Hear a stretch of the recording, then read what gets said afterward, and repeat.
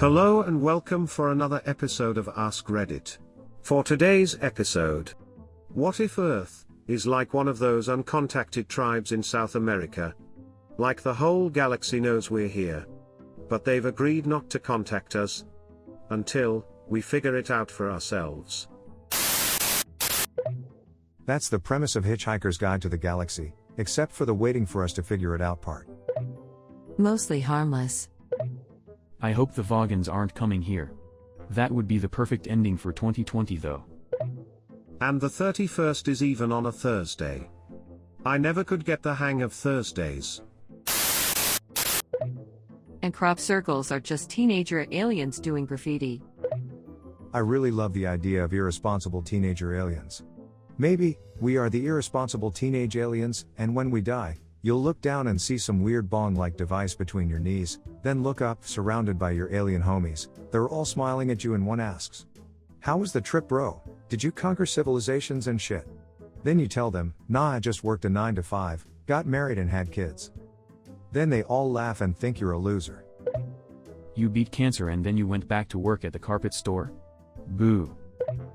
I instantly thought of Roy too. I mean, we could always just be cosmic ants.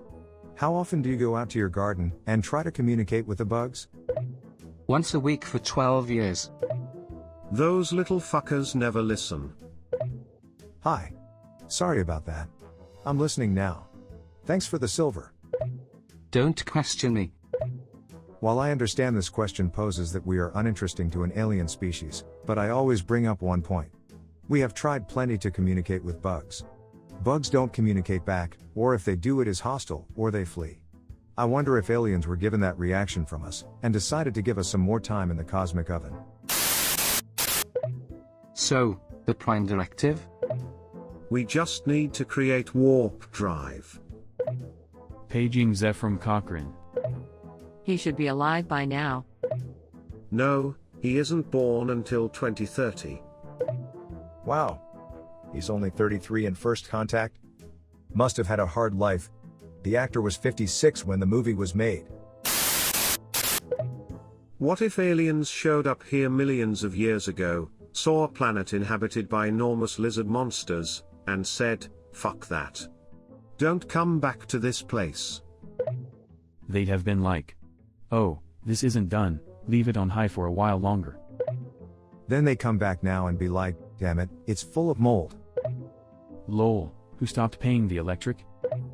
I stopped, sorry. Fucking Greg. Damn it, Greg. Damn bro, it wasn't my millennia to pay the bill, this one was Josh. No, it wasn't. It was your turn, I paid last millennium. What if the Fermi paradox exists because we are the first intelligent life in the universe? Yes, that is so incredibly improbable, but what if we take it another step further? What if there is something that can force a big rip via advanced technology, and we constantly live in a cyclic universe? Every time an intelligent species reaches a certain level of technology, they accidentally reset the universe. What if there is something that can force a big rip via advanced technology, and we constantly live in a cyclic universe? Every time an intelligent species reaches a certain level of technology, they accidentally reset the universe. Maybe the invention of the time machine will cause us to reset the universe. I personally don't think a time machine will ever be invented unless things devolve into magic. But I guess physics can be pretty magical. We're talking about some immense calculations. You'd have to know exactly where and when in time you want to go and know exactly where Earth is located. It's rotating and traveling around the sun, which is traveling around the galaxy, which is flying through space. I cannot even fathom how one would even begin doing that. We'd have to find our exact point in space and time relative to everything else, and we'll never see where everything else is due to the speed of light and all that. A lot of people think a time machine doesn't exist, because if it did we would have met a time traveler by now. I think it's called the time traveler's paradox or something like that. I mean, there are multiple paradoxes that show why time travel to the past is never going to happen. I can't remember the show, but Stephen Hawking discussed this in it. Wikipedia.org/wiki/zoo_hypothesis. Could you imagine, if we were actually set up as a zoo? And they came back to discover we figured out nukes. Harry Turtledove, wrote a series where these aliens send a probe to Earth that gets here in the year 1200. They take several hundred years to prepare to take over. They show up in 1942 when the entire world is geared for war and have a lot more advanced equipment than swords and bows. What book/series is that? Sounds hella interesting. World War series. After a scouting mission reports that humans are at the medieval stage with knights, aliens show up in World War II 1942 with a colonization fleet, only their alien tech isn't crazy advanced anymore, it's about 1990s tech with radar, tanks, jets, nukes, and some more advanced spaceships plus cryogenics. Can't remember if they had internet too. However, they're committed to trying to take Earth because at this point, it's too late to have second thoughts and back out. The books switch from human to alien, who call themselves the race characters. There are several books covering multiple decades, covering military, political, cultural, and technological shifts for both aliens and humans. Humans and aliens are written to portray them as neutral, asses, and/or sympathetic, and also highlight how alien the race and the humans view each other. The humans call them lizards and the aliens call humans big uglies, for example. It's basically like a slower moving Independence Day, but the aliens are portrayed with more motive, emotions, and background for how and why they do what they do. Also, you get the bonus of time skips several decades after first contact. Wikipedia.org/wiki/worldwar_series. turtledove.fandom.com/wiki/worldwar_franchise. The author, Harry Turtledove, is known for doing a lot of what if alternate universes like this. Wikipedia.org/wiki/Harry_Turtledove. If you like that series, you'd probably enjoy the Axis of Time series by John Birmingham. From the wiki, the novels deal with the radical alteration of the history of World War II, and the socio-historical changes that result when a technologically advanced naval task force from the year 2021 is accidentally transported back through time to 1942. Oh, look, the apes have learned how to throw bigger turds. The apes have discovered how to throw long-term damage turds.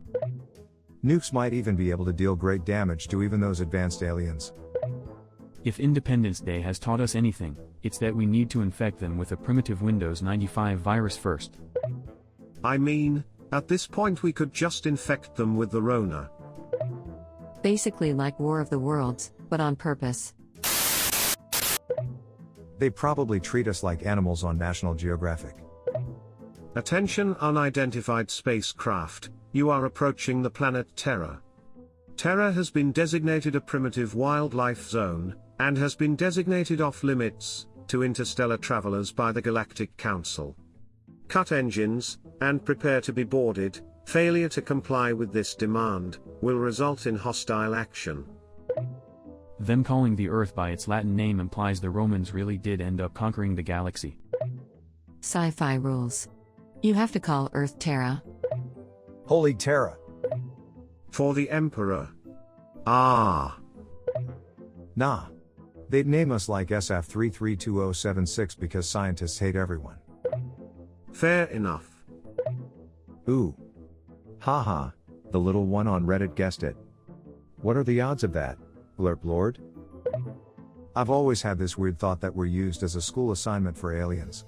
Like they get assigned a human, and have to write an essay about why their human is the way it is, and what makes it different from other humans. Or we are the assignment, created by some middle school kid who had to populate a planet for his midterm. Would explain the sloppiness. Or we were made by his older brother, and he is the destructive chaotic little brother, he's also responsible for 2020. What if, the people that were abducted by aliens, were actually abducted by some alien TV host, equivalent of the Crocodile Hunter? Where he abducts a human and shows it off. Crikey, what an interesting little fella this is. I'm gonna try a bigger anal probe. Ooh, he's angry. Oi, I'm gonna stick this lead pipe right up its butthole. That'll piss it off. That's actually one of many theories about SETI and alien life. That they're so far ahead of us on the Kardashev scale, that for them, to try to communicate with us would be like us trying to communicate with ants. Or amoebas. I like the evolutionary trajectory theory version of this. The comparison doesn't even need to be as jarring as humans and ants, it can be as simple as humans and apes.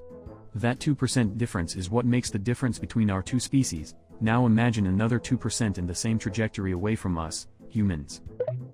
I also like the notion that our common depiction of aliens is thin, hairless, bipedal creatures with big heads and technology we can't even fathom creating. Same way apes perceive humans. I think it's appealing to think this is reality, that there is something higher. Because if it turned out we were the only planet with life, and humans were leading the pack, that would be something nobody wants to be true. Reddit has this weird double standard where practically nobody advocates for the idea of humans being it. But everyone acts like it's the thing people believe by default. If you drop God and aliens out of the equation, nobody wants to solve it, and definitely nobody wants to believe the conclusion. We're so disappointed in ourselves that we don't want to be in first place. So advanced, that they might be playing Half-Life 3 already. No one could possibly be that advanced. This is beyond science. Kardashev scale, small brain. Half-Life scale, galaxy brain. Those aliens probably watch us on TV while laughing at us. How can someone or something be that stupid? Do they also suck on each other's jaggins? Oh yeah, stick your finger in my thresher. A couple aliens studied us for a while. Then one says to the other, well, they must be intelligent because they have nuclear weapons. The other one says no, they have it pointed at each other. This is a very common and well-known theory. It's also called the Prime Directive in the Star Trek universe. Also, Mass Effect followed similar logic.